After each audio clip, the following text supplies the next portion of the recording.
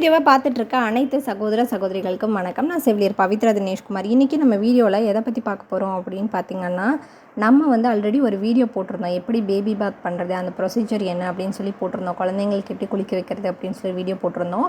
அந்த வீடியோவில் ஒருத்தங்க கீழே கமெண்ட் செக்ஷனில் கேட்டிருக்காங்க, please show how to feed medicine and kashayam to baby lying on our legs method. அந்த மெத்தடில் எப்படி கொடுக்குறது அப்படின்னு சொல்லி ஒருத்தங்க கேட்டிருக்காங்க. அவங்களுக்கு குழந்தைக்கு எப்படி மெடிசனோ இல்லை கஷாயமோ கொடுக்கும்போது எப்படி காலில் படுக்க வச்சு கொடுக்கணும் அப்படின்னு சொல்லி கேட்டிருக்காங்க. அவங்களுக்காக தான் இந்த வீடியோ.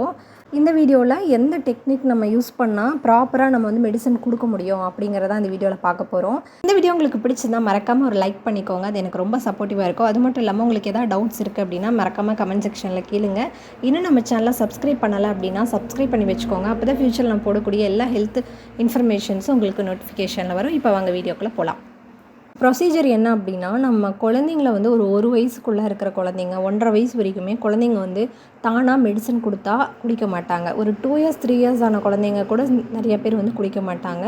பட் நம்ம அதை பழக்கிக்கணும். எப்படி சரியாக கொடுக்குறது அப்படின்னா, ஒரு 5 மந்த்ஸ் 6 மந்த் இருக்கிறவங்களா இருந்ததுன்னா ரொம்ப அடம் பிடிக்க மாட்டாங்க. ஸோ அவங்கள கையை மட்டும் நம்ம எந்த இடத்துல நம்ம கொடுக்க போகிறோமோ, நம்மளுக்கு ரைட் ஹேண்ட் தான் யூஸ் பண்ணுவோம் அப்படின்னா நம்ம ரைட் ஹேண்டில் மெடிசன் எடுத்துக்கணும். அப்படி எடுக்கும் பொழுது குழந்தையோட ரைட் ஹேண்டை பிடிச்சிக்கணும். லெஃப்ட் ஹேண்ட் அந்த சைடு இருக்கிறதுனால அது தடுக்கிறதுக்கு கொஞ்சம் இதாக தான் இருக்கும். நம்மளோட கையை குழந்தைய கிராஸாக வைக்கிற மாதிரி, இந்த வீடியோவில் காமிக்கிற மாதிரி கிராஸாக வச்சுக்கோங்க.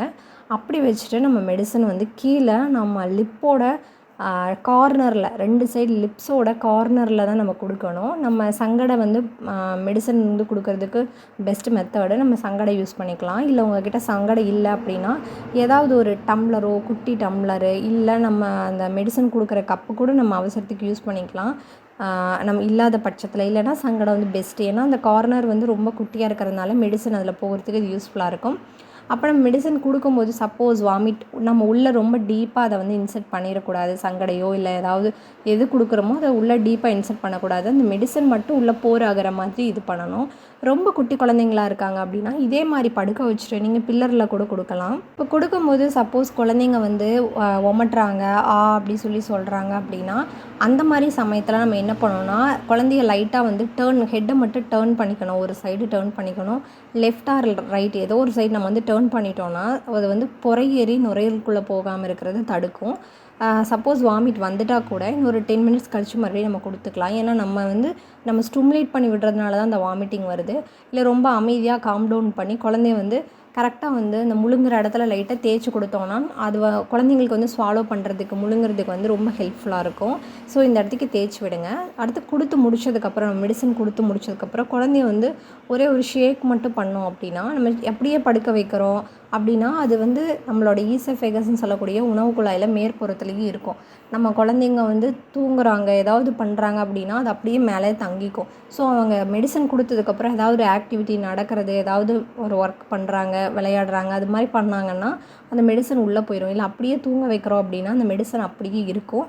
அதனால் நீங்கள் என்ன பண்ணுங்கன்னா, ஒரே ஒரு 2 டைம் குழந்தைய ஒரு ஷேக் பண்ணுங்கள். அப்படி ஷேக் பண்ணும்போது கண்டிப்பாக அது மேலே வந்துடாது.